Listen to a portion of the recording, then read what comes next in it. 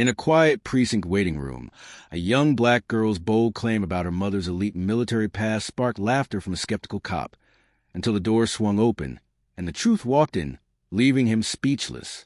The precinct was unusually quiet that afternoon, the hum of fluorescent lights barely noticeable over the occasional shuffle of papers or the distant ring of a phone. Aaliyah Thompson, a 14-year-old with braided hair and a defiant spark in her brown eyes, sat on a hard plastic chair, her backpack slung over one shoulder. She'd been brought in after a minor incident at school, a misunderstanding over a missing wallet that had escalated when a teacher overheard her arguing with another student. Aaliyah wasn't worried. She knew she hadn't taken anything. But sitting there, waiting for her mother to pick her up, she felt the weight of the officer's gaze from across the desk. Officer Daniel Harris, a stocky man in his late 30s with a crew cut and a smirk that seemed permanently etched on his face, leaned back in his chair. He'd been at the precinct for over a decade, long enough to think he'd seen it all. Kids like Aaliyah came through often, teenagers caught up in small-time trouble, usually released with a warning. But something about Aaliyah's calm confidence irritated him. She wasn't fidgeting or avoiding eye contact like most kids would. Instead, she sat up straight, her chin lifted, as if she owned the place. "So, kid," Harris said, his tone laced with condescension, "you gonna tell me why you were causing a scene at school? Or are you just gonna sit there like you're waiting for a medal?" Aaliyah didn't flinch. "I didn't do anything wrong. Someone lost their wallet, and they tried to pin it on me. I told them I didn't take it, and I don't lie."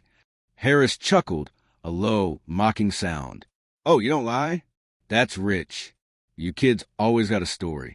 Let me guess, you're innocent, and everyone else is just out to get you, right?" Aaliyah's jaw tightened, but she kept her voice steady. "I'm telling the truth. My mom taught me to always be honest, no matter what." "Your mom, huh?" Harris raised an eyebrow, flipping to the paperwork on his desk. "Says here she's on her way. What she do anyway? Work at the mall? Teacher? Or maybe she's one of those entrepreneurs selling candles online." The other officer in the room, a younger woman named Officer Patel, shot Harris a look but said nothing. Aaliyah's eyes narrowed, but she didn't take the bait.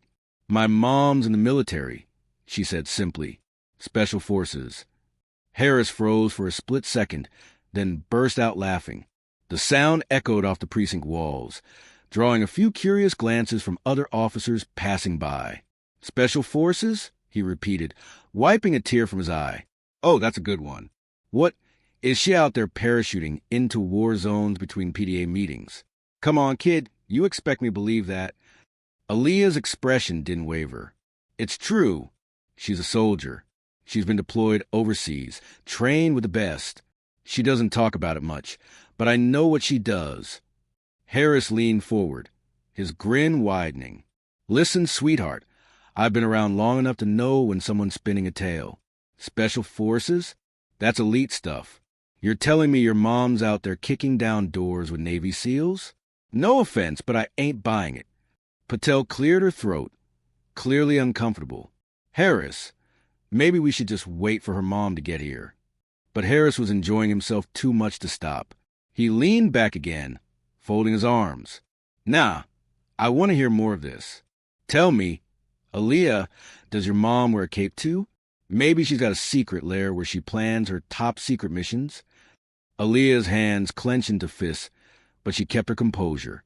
"You'll see when she gets here," she said quietly, her voice carrying a weight that made Patel glance at her with curiosity.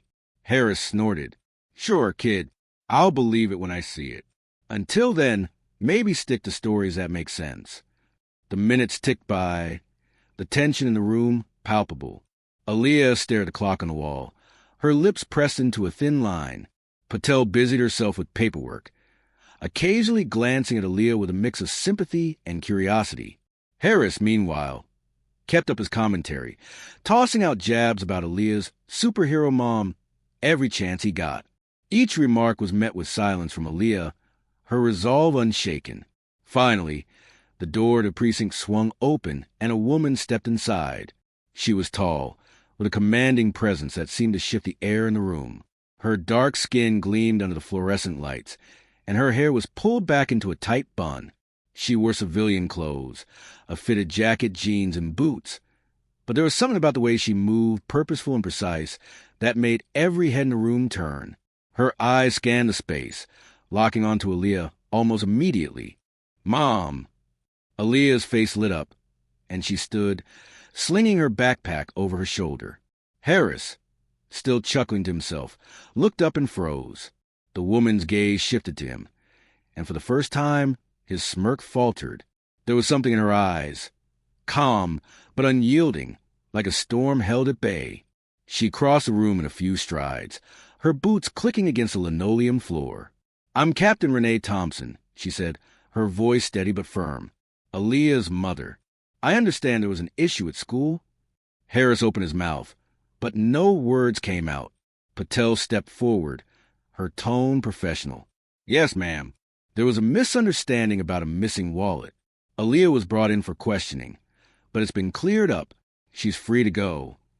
Renee nodded, her eyes never leaving Harris. "Good. I'd like to know why my daughter was detained for something she didn't do." Harris finally found his voice, though it lacked its earlier bravado. "It's just protocol, ma'am. We had to follow up on complaint." Renee's gaze sharpened. "Protocol. I see. And does protocol include mocking a child when she tells you about her family?" Harris blinked, caught off guard. I mean, she said you were in special forces. I thought she was exaggerating." Renee's expression didn't change, but the air around her seemed to grow heavier. "Exaggerating," she repeated, her voice low. "Let me clarify something for you, officer. I've served in the United States Army for 18 years. I've been part of Special Operations Command, deployed to places you've only seen on the news. I've led teams in high-risk operations, trained with Delta Force, and earned commendations for actions I can't discuss. My daughter wasn't exaggerating. She was telling the truth." The room went silent. Patel's eyes widened, and she busied herself with her paperwork again, clearly wanting no part of the conversation. Harris's face flushed red, his earlier confidence evaporating. He shifted in his seat, suddenly aware of the weight of his mistake. I didn't know," he stammered. "I just thought—" "You thought wrong," Renee cut him off, her tone leaving no room for argument. "Aaliyah doesn't lie, and she doesn't need to exaggerate. She's proud of me, and I'm proud of her for standing her ground, even when someone in a position of authority tries to belittle her." Aaliyah stood a little taller, her eyes shining with pride. Harris looked down at his desk, his hands fidgeting with a pen. "I'm sorry," he muttered, barely audible. Renee didn't acknowledge the apology. She turned to Aaliyah, her expression softening. "Let's go, sweetheart. We've got better things to do than sit here." Aaliyah nodded, grabbing her backpack and following her mother toward the door. But before they left, Renee paused, turning back to Harris. "Next time you're quick to judge someone, officer, remember this. You don't know their story, and you don't know who's standing behind them." With that, she and Aaliyah walked out, leaving Harris staring at his desk, the weight of his words settling heavily on his shoulders. Patel glanced at him, shaking her head slightly before returning to her work. The precinct returned to its usual hum, but for Harris, the silence felt deafening. As Renee and Aaliyah stepped into the late afternoon sunlight, Aaliyah glanced up at her mother. "You didn't have to do that, Mom. I could have handled him." Renee smiled, a rare softness breaking through her disciplined exterior. "I know you could have. But sometimes people need a reminder that they're not as smart as they think." Aaliyah laughed, the tension from the precinct melting away. They walked to the car, the bond between them unspoken but unbreakable. For Aaliyah, it was a moment of validation, not just of her mother's strength, but of her own. She'd stood her ground, told the truth, and trusted that her mother would have her back. And Renee, true to form, had delivered in a way that left no room for doubt. Back at the precinct, Harris sat quietly, replaying the encounter in his mind. He'd underestimated Aaliyah, dismissed her words without a second thought. Now, he couldn't shake the image of Captain Renee Thompson, her presence, her authority, her